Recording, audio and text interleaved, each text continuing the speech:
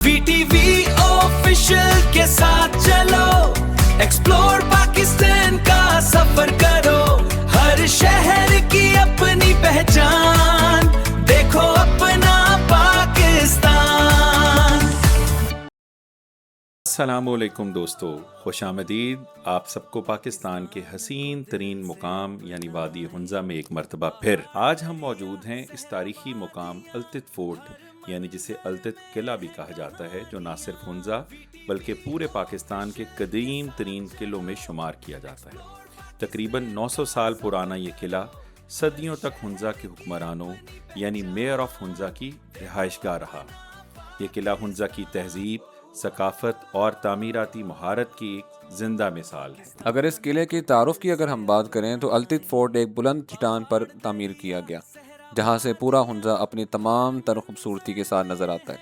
इस किले की तामीर में ज़्यादातर दीवार की लकड़ी, पत्थर और मिट्टी इस्तेमाल की गई, जिसकी बदौलत ये कई सदियों से कायम है।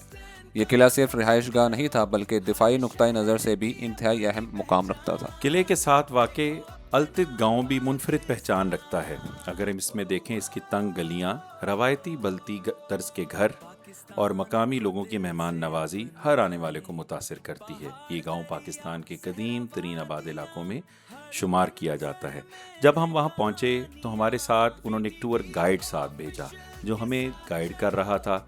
उसने बताया किसी जगह पर यहाँ पर इनकी मीटिंग, जिसे आज हम मीटिंग कहते हैं, वहाँ पर ये लोग आपस में बाहमी मुशावरत किया करते थे। और ये जो देग नज़र आ रही थी, इसके अंदर कहा जाता है कि उनका खाना पकता था, जो यहाँ पर शाही ख़ानदान आबाद थे। फिर इसी तरह टूर गाइड ने तो बहुत सारी कहानियाँ हमें सुनाई, जो हर बदलते हुए रुत के साथ साथ एक नई कहानी जिसका मोड़ आता था। हाँ, ख़ास बात यहाँ पर दरवाजे छोटे रखने की जो वजह उसने बताई वो ये थी कि लोग यहाँ पर उनके सामने झुक कर दाखिल हों।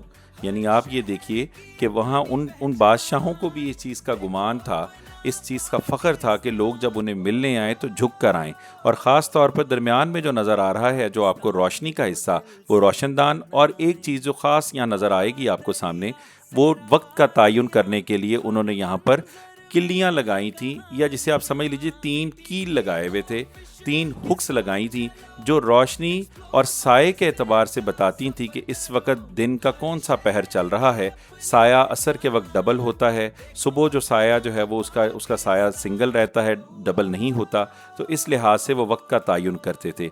और किले के अंदर एक गैलरी भी मौजूद थी, जो बड़े खूबसूरत अंदाज में बनाई गई थी। और आप ये देखिए, अब आपके सामने ये गांव का मंजर, जिसमें तंग गलियां मौजूद हैं और हज़ारों की तादाद में लोग वहां रहते हैं। जब हमने किले की पूरी सैर की और यहाँ पर ईंटों और साथ साथ गारे की चिनाई से बड़ी मजबूत मोटी दीवारें थीं, 900 साल पुरानी तारीख की अक्कासी कर रही थीं।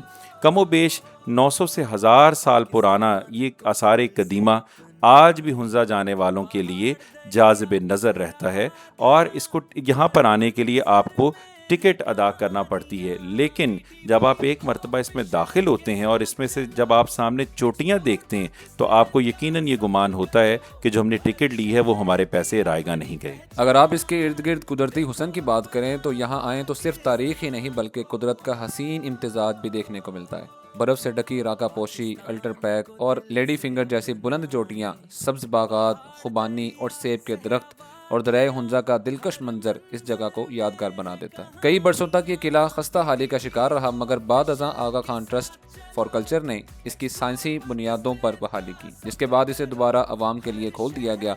आज अल्तित फोर्ट पाकिस्तान के बेहतरीन महफूज तारीखी मकामात में शुमार किया जाता है। और अल्तित फोर्ट की यादें अपनी तस्वीरों की सूरत में महफूज करने के बाद हम वापस अपनी आर्जी रिहाइशगाह यानी जहाँ होटल हमने हुंजा करीमाबाद बाज़ार में लिया था, वहाँ जा पहुँचे।